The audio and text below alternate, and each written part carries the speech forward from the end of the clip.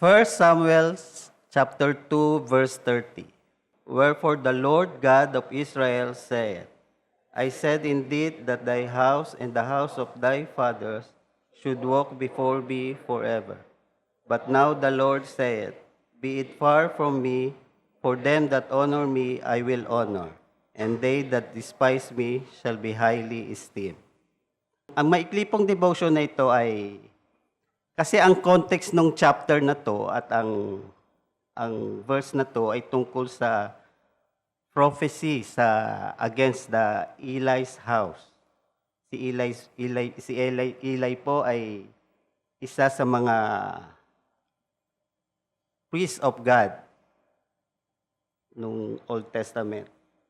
Ang kanya pong inaction sa kasalanan ng kanyang mga anak at ang kanyang kasalanan ay resulted in God's not honoring His priesthood o ni-reject ng Panginoon yung kanyang priesthood. Pero hindi po yan ang pag-uusapan natin. Ang pag-uusapan po natin yung towards the letter B. For them that honor me, I will honor, and they that despise me shall be highly esteemed. Ginawa ko pong title yung message na ito ay The Reciprocity of Honor. Bago tayo magsimula, let's define first some terms here. What is reciprocity? Diba, sa law of mathematics, ano yung law of reciprocality? Inverse. Tama. If I have a numeral represented by x, the reciprocal is 1 over x. Correct? That's the reciprocity. Reciprocity means the mutual exchange between at least two parties. Yan po yung simple English niya. Hindi po yan yung law of mathematics, hindi po yan yung law of kung ano pa mang law. Diba? Kasi narinig ko rin yung law of reciprocity sa mga sales. Maano yan, alam na alam nila yan. If you do a good deeds sa kapwa mo, they expect, diba? Lalo na nagbebenta sila, they try to persuade you by giving you something. Most companies, have you noticed, nagbibigay sila ng mga freebies, promotional, hoping that in the future, you will remember them. Diba? Marami yan, lalo na sa mga department stores, sa mga groceries, nagbibigay sila ng sample. Diba? So, alam na natin reciprocity.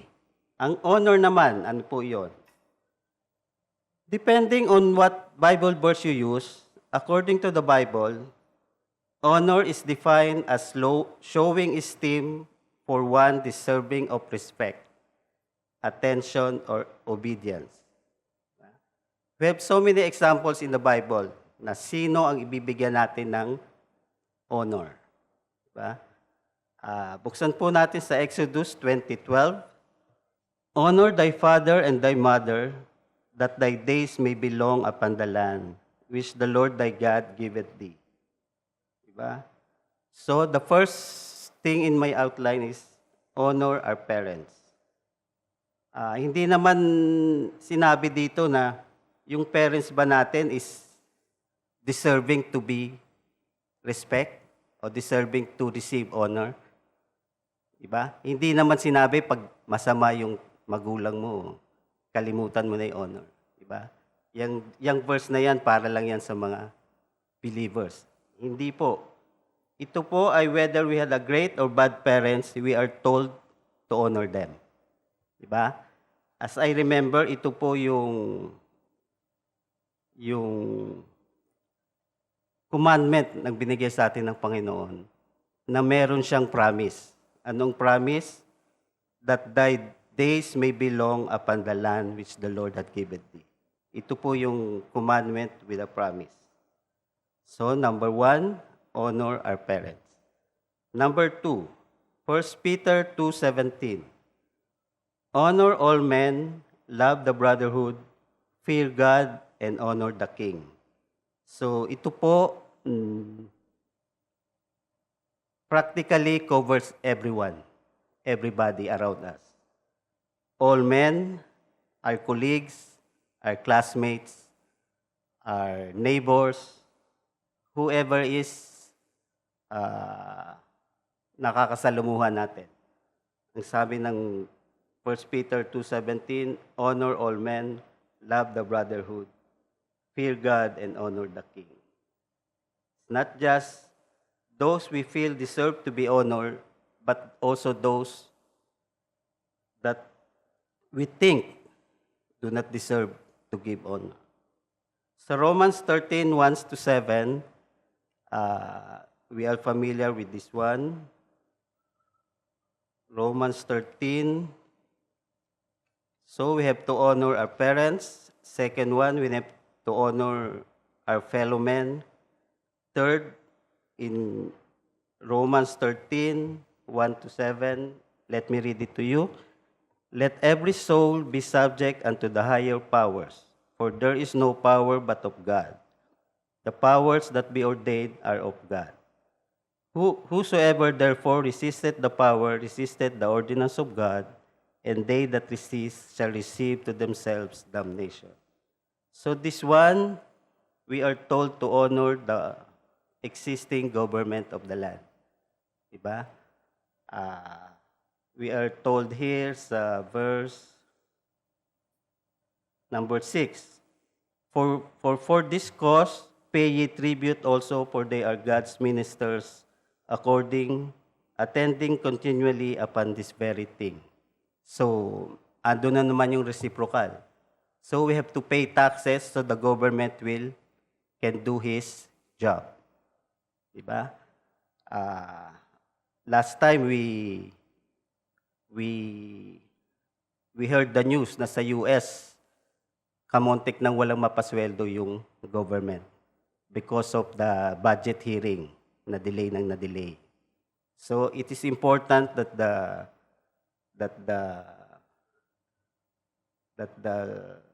respect that due to the government be given to them. For what? For dutifully pay our taxes. So we have to honor our parents, we have to honor our fellow men, we have to honor the existing government. And number 4, 1 Timothy 5:17. It's a familiar verse for most of us. 5:17. Let the elders that rule well be counted worthy of double honor, especially they who labor in the word and doctrine. The elders, especially the one who nagpapagal sa atin sa pagtuturo at pananalangin. Diba? Walang iba kung ating beloved pastor. So, kung ang parents, we have to honor them. The existing government and the fellow men natin, we have to honor. Ang sabi dito sa 5:17, we have to give them double honor. Ang yung nangunguna sa atin sa salita at sa pagtuturo ng mga doctrine. So, ang ating pastor. And the supreme honor shall be given to God. 1 Samuel chapter 2 verse 30 teaches us the importance of honoring God and the reciprocality of nature of honor. So merong balik, 'di ba? May reciprocal, may mutual exchange. So if we honor somebody, that somebody is obligated to give back what you give him, which is honor. Human nature yan eh. Pag ginawan mo ng mabuti yung isa o yung kapwa mo, mag-iisip siya. So, hindi ka niya aawayin, mag-iisip siya kung paano siya babalik. Diba? Sa mga magkakapit-bahay nga lang, diba, pag pag binigyan ka daw ng ulam, wag mong wag mong huhugasan yung pinggan, 'di ba? O kaya pag hinugasan mo, pag ibinalik mo, dapat may kapalit. So andun pa rin yung nakakahiya naman kay kumpare, kay kumare, nagbigay ng pansit. Alam mo naman marami din silang handa, diba? Christmas, New Year. It's a human nature. If you honor somebody, that someone will feel obligated to return back the honor that you give them. Tingnan naman natin sa Matthew 22:37. Ang Panginoong Hesus ay nagpaalala sa atin. Matthew 22:37. 22:37 said, that Jesus saith unto him, Thou shalt love the Lord thy God with all thy heart, and with all thy soul, and with all thine mind. So this is the supreme giving of honor. The honor only belongs to God. So all the praise and honor should belong to Him. As a conclusion, let me give you, remind you that there's a coming event in every 4 years. I think the Olympics is being held, and this year it will be, I think, late July, last week of July.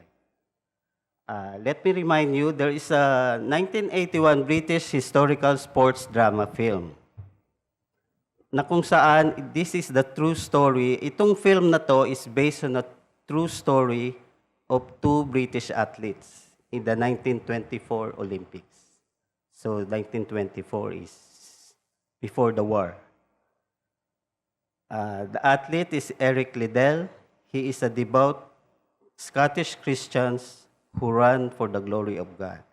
And Harold Abrahams, an English Jew who runs to overcome prejudice. Nakakatuwa itong pelikulang ito kasi ang Olympics noon ginawa sa France. Diba? And they are from England. Itong film na to is based dun sa dalawa, si Eric Liddell at si Harold Abrahams. Nung nalaman si Eric Liddell ay tatakbo siya sa 100-meter dash. So 100 meters athletics yan. While boarding the boat to France for the Olympics, Liddell discovers the heats for his 100-meter race will be on a Sunday. So may dilemma siya kasi he is a practicing Christian. So sabi niya, should I run or should I not? Take note, this is only hits. Ang hits is hindi pa final. So may 4 or 3 hits yan kung saan kukunin yung mga pinakamataas na time, na pinakamaiksi para matakbo yung 100 meters. So sabi ng mga fellow athletes niya, tumakbo ka na kasi hindi pa naman finals yan. So saka ka na lang but this is Sunday, sabi ni Eric Liddell. And because his parents is a missionary, he was brought up, tinuruan siya ng mga magulang niya na honor the Lord on his day. Diba? Pero sinabi niya pa rin, hindi ako tatakbo.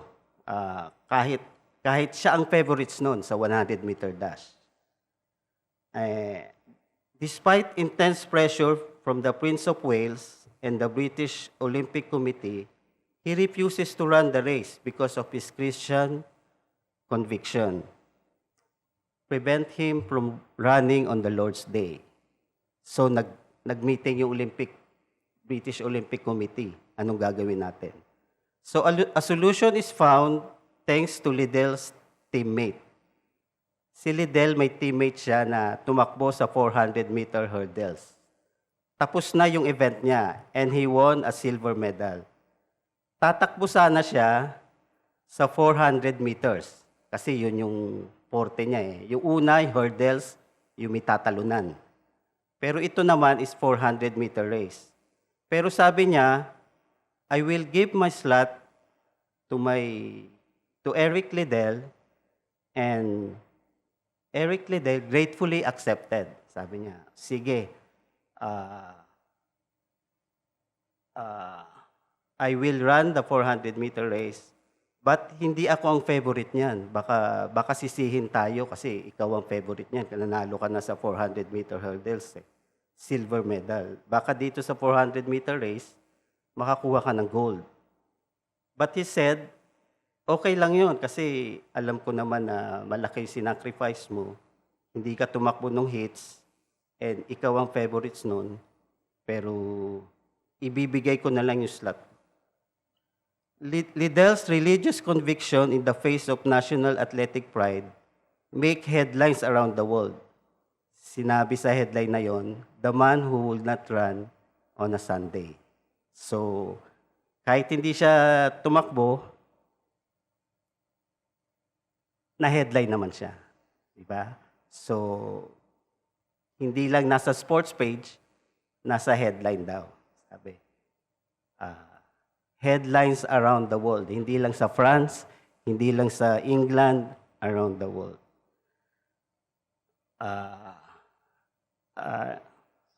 Maya-maya, ipapakita ko sa inyo yung short eclipse nung short scene sa movie na Chariots of Fire.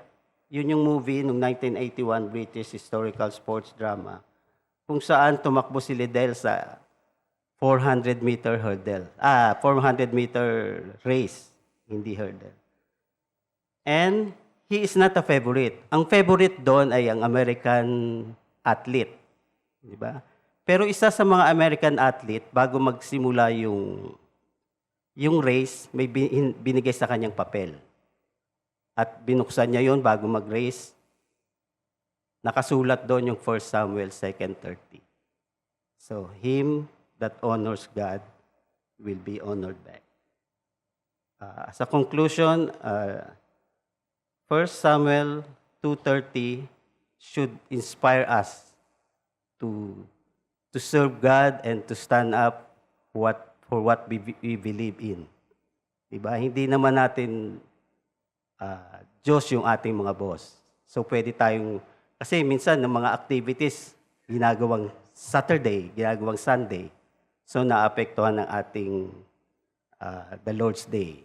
So pwede nating sabihin, yung team building, boss, team muna ko atin. Diba?